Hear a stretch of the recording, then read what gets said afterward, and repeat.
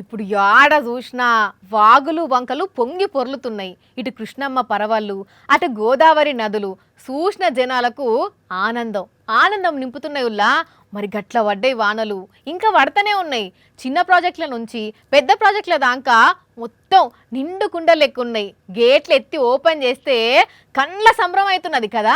అయితే ఒక్కసారి గీ వార్త కూడా చూసేయండి. ఆహా, ఏం నీళ్లు ఏం నీళ్లు, ఎంతగనం నీళ్లు ఎంతగనం నీళ్లు పో వస్తూనే ఉన్నాయి, ఉబికొస్తూనే ఉన్నాయి. ఒకవేళ ఇదే బోర్ను మోటార్కు బిగిస్తే ఇంతగనం నీళ్ళన్న వచ్చునో రాకపోనో తెలియదు గాని ఇప్పుడైతే కేసింగ్ పైపు ఎంత వెడల్పైతున్నదో అంత వెడల్పుతోని అదే రువ్వడితోని బలబల బలమని సప్పుడు చేసుకుంటూ వస్తున్నాయి. యాదాద్రి భువనగిరి జిల్లాలో ఒక ఊర్ల విచిత్రం ఇది. గ్రామ పంచాయతీ బోరటగిది. అయితే ఇన్ని రోజులు ఇది ఎండిపోయేసరికి ఎవ్వరు పట్టించుకోలేదట.